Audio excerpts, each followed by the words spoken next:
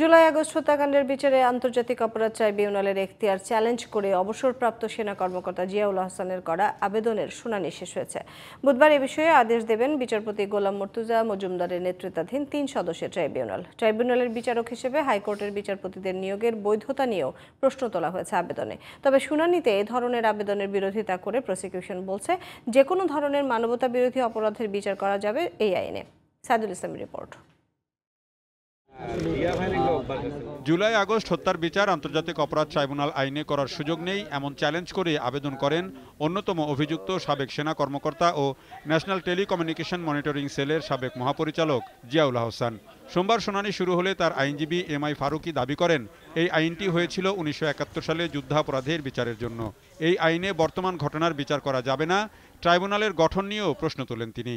পরে সাংবাদিকদের সাথে বিষয়টি নিয়ে কথা বলেন জিয়াউল হাসানের আইনজীবী নাজনীন নাহার। জুলাই আগস্ট এটা হচ্ছে একটা পলিটিক্যাল কনফ্লিক্ট। এখানে কোনো ওয়ারের বিশেষত্ব নাই এবং কোনো ওয়ার নাই।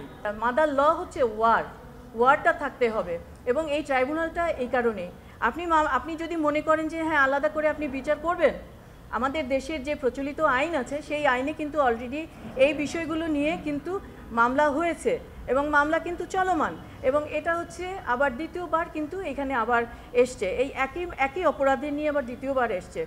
এবং শুধু তাই না, আপনারা যদি মনে করেন ওনারা আবার ট্রাইব্যুনাল করবেন, কিন্তু এই ট্রাইব্যুনালে হবে না।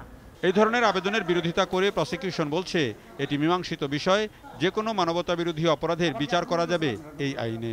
একটা ফৌজদারি আদালতে তারা আইনের বৈধতা চ্যালেঞ্জ করে বসেছেন, যেটা আনথিঙ্কেবল বা আনহার্ড অফ।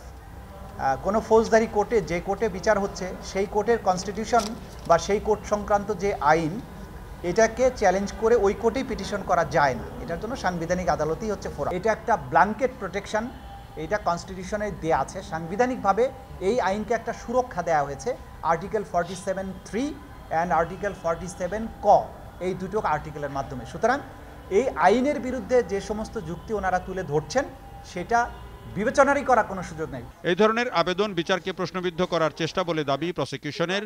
তবে আবেদনকারীর আইনজীবী বলছেন, তদন্ত ও বিচার হতে হবে স্বচ্ছ।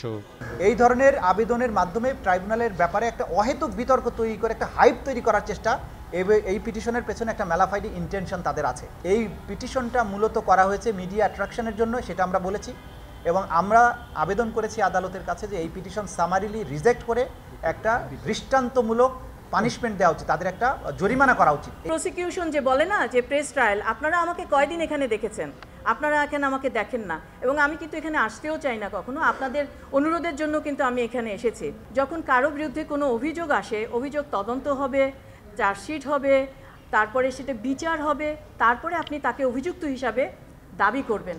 তার আগে তো আপনি তাকে অভিযুক্ত হিসেবে দাবি করতে পারেন না। এদিকে বৈষম্য বিরোধী ছাত্র আন্দোলনের সময় যাত্রাবাড়ির ইমাম হোসেন হত্যার ঘটনায় পুলিশের সহকারী কমিশনার তানজিল আহমেদ, গাজীপুর কোনাবাড়ির হৃদয় হত্যার ঘটনায় কনস্টেবল আকরাম ও উত্তরার একটি হত্যা মামলায় পুলিশ কনস্টেবল হোসেন আলীকে গ্রেফতার দেখিয়ে কারাগারে পাঠানোর নির্দেশ দিয়েছে আন্তর্জাতিক অপরাধ ট্রাইব্যুনাল।